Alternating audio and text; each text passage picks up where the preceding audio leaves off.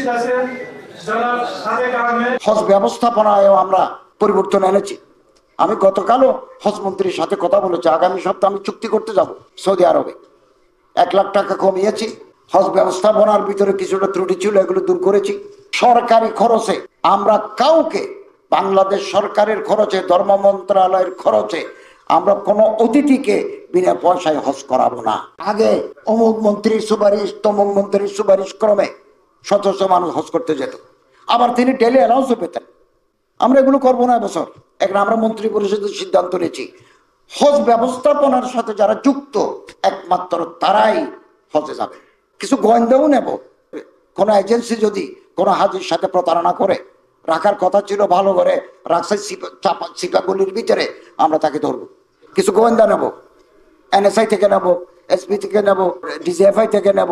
আমাদের তো আরো গোয়েন্দা সংস্থা আছে।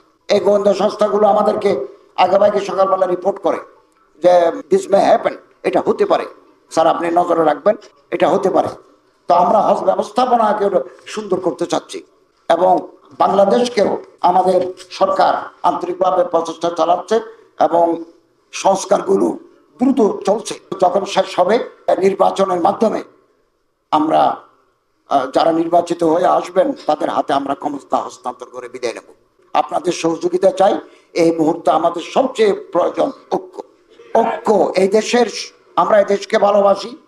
এই দেশের প্রতিটি নাগরিকের অধিকার সমান। আপনি হিন্দু, বৌদ্ধ, খ্রিস্টান, মুসলমান, রাখাইন, বিভিন্ন জাতিগোষ্ঠী, আমরা সবাই এদেশের নাগরিক। প্রত্যেকের অধিকার সমান। এই অধিকার সুরক্ষার জন্য বাংলাদেশ সরকার অঙ্গীকার আবদ্ধ।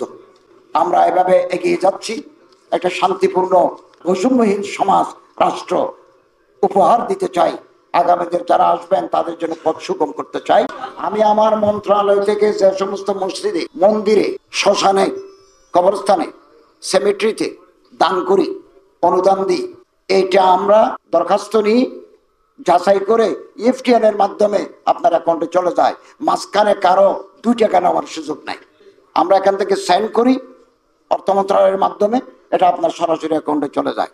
ওখানেও যদি দুর্নীতি হয় আমরা তদন্ত করব গোয়েন্দা সংস্থাদের মাধ্যমে। যারা ধরা পড়বে তাদেরকে দৃষ্টান্তমূলক শাস্তি দেব। এবং গণশিক্ষা প্রকল্প যেটা চলছে, অতীত থেকে চলে আসছে, 31 জানুয়ারি শেষ।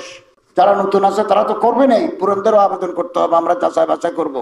8,000 বুয়া সেন্টার আছে, 15 বছর 16 বছর যাবত চলে আসছে বুয়া। এবং ওখানে ফিল্ড সুপারভাইজার, ওখানে কেয়ারটেকার, ওখানকার DD ডাইরেক্টর থেকে শুরু করে আগারগাঁও পর্যন্ত পাক পায়। আমরা এই সমস্ত শয়তানি বন্ধ করে দেব। All the law enforcing agencies, intelligence ব্রাঞ্চের সাথে প্রতিনিয়ত প্রতি মাসে আমরা মিটিং করি এবং এদের মাধ্যমে আমি চিন্তা করছি কারা কারা এই টাকা খেয়েছে তাদেরকে আইনের আওতায় আনতে চাই। এবং আমার মন্ত্রণালয়কে দুর্নীতিমুক্ত করার জন্য আমরা পদক্ষেপ নিয়েছি। ইসলামিক ফাউন্ডেশনকে ডেনে সাজিয়ে, ইসলামিক ফাউন্ডেশন ছিল দুর্নীতির আখড়া। আমরা সিদ্ধান্ত নিয়েছি এবং DG মহোদয়কে বলেছি, বাইতুল মোকাররমের বাথরুমে কেউ উজু বানালে উজু হবে না, ওখানে ময়লা। উনি অতি সত্বর এগুলোকে ঠিক করে ফেলবেন। আমাদের অর্ডার কাউকে দিলাম, তিনি এটা ফলো আপ করলো না, তাহলে সেই অফিসার ইমিডিয়েটলি আমরা বদলে দেবো। এবং বাইতুল মোকাররমকে আমরা জাতীয় মসজিদ হিসাবে, দৃষ্টিনন্দন মসজিদ হিসাবে তৈরি করব। দীর্ঘদিনের বঞ্চনা আছে, প্রমোশন পান নাই অনেক মানুষ, 94 ইংরেজি থেকে অনেকে প্রমোশন পান নাই। আপনারা ইসলামিক ফাউন্ডেশনের DCর কাছে দরখাস্ত করেন অথবা আমার কাছে করেন, আমরা অতি দ্রুত সময়ে এগুলো নিষ্পত্তি করে দেব।